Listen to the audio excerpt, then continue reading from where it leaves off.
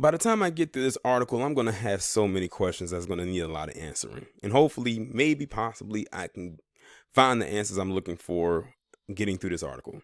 But shout out to AB Media for tagging me, or should I say, sending me this post where you have this individual by the name of Zacharias Adrian Cavazos, who he has been accused of hiding in a girl's bedroom and sexually abusing her for a month.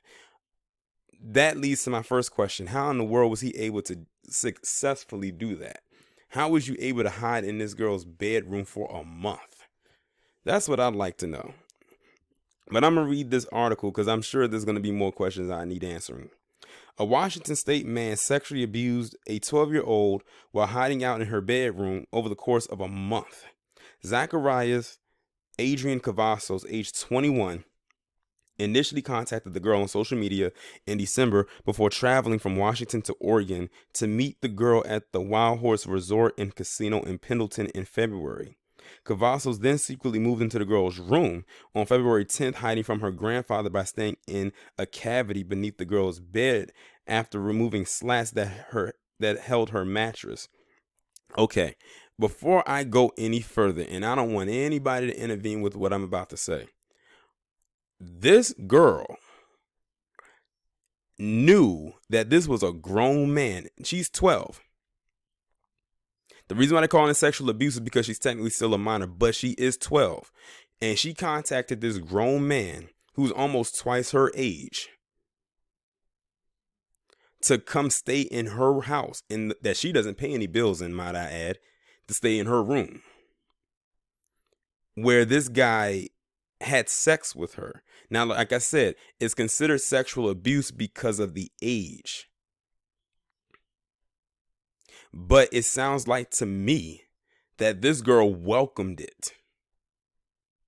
Let me say that again. It's sexual abuse because of the age, because she's a minor and he's an adult. So they have to label it sexual abuse and statutory rape. But she contacted this man on social media, knew he was coming, and let him stay there for a month. It's not like he was catfishing.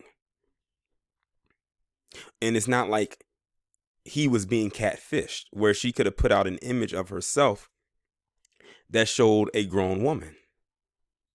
And this lasted a month, and she said nothing.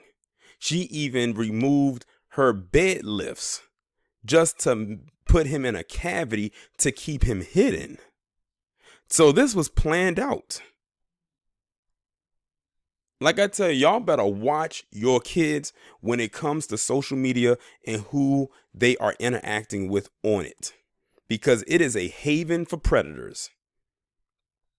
And this man, he's definitely going to get it wherever he's going, because he knew better than to be coming up there messing with some little girl. And he's the one that could have stopped the whole thing, but he decided not to. He kept for a month. I'm not even halfway through the article yet. Let's see here. Cavazos then secretly moved into the girl's room, hiding from her. Okay, I already read that part. Cavazos also allegedly hid in the girl's closet at times until February 25th, when her grandfather caught him in the home, which is on the Umatilla Indian Reservation. After getting kicked out, Cavazos managed to sneak back into the residence before he was found again in her room on March 11th and later arrested. Cavazos, whose attorney said may have an intellectual disability, has been charged with sexual abuse of a minor in a U.S. District Court in Portland. A judge, meanwhile, released Cavazos to a clean and sober house ahead of his trial, despite saying she was troubled by the accusations. When I started reading the nature of the allegation, I was really quite surprised by what I read, Judge Yuli Yim said. She sounds Asian. I have never been aware of anyone alleged to have been living in a 12-year-old's bedroom for a month. Cavazos, who prosecutors say has admitted to having sex with the girl multiple times, was ordered to adhere to a curfew and a GPS monitoring while at the facility. Cavazos' attorney Thomas Price said in court Wednesday that his client had no prior criminal record and that the allegations he faces do not contain details of violence. This is a wild story right here, but I broke it down for you right there in the middle before I read the rest of the article. Like I said, there's no good person in there. This girl, I don't care if she is 12. She's not exactly a victim. Because, like I said, it's not like she was calling to meet up with some boy that's around her age, and here comes this grown man. So she was wrong for one, contacting this grown man on the internet in the first place to come and stay with her, knowing she's living under someone else's roof, number one, and then hiding him for over a month. He got kicked out and he snuck back in, and I bet she helped him sneak back in because I don't think he got in on his own. But he is also responsible for not controlling his urges because he knows that this was a minor, a 12-year-old girl. Like I said, there is no innocent party in this. If I was the grandfather, well, I can't say what I can't say what I'm gonna say what I want to say on here. But just know, if I was the grandfather, there wouldn't be a trial. Let's just put it that way. There would be no trial. She would get dealt with too, most definitely. But he would definitely get it. But like I've said, there is no innocent party here. A lot of people be like, well, he should have did this, he should have did it. Yeah, he should have this and did that. And guess what? She ain't off the hook.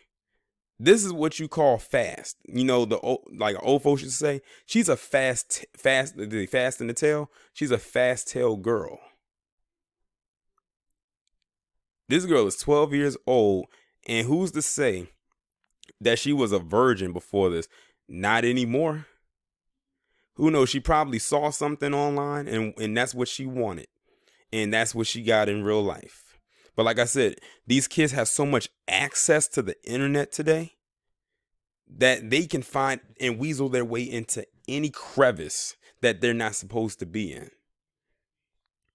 This girl is now miles ahead of probably many of her peers as far as being sexually active.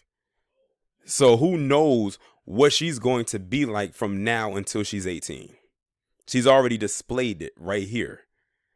And I hate to say it, but just her doing that alone, she's definitely headed down the road of thought bill.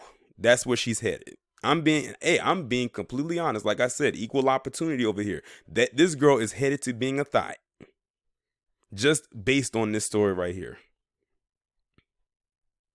But y'all let me know what y'all think about this down in the comments, and I'll talk to you in the next one.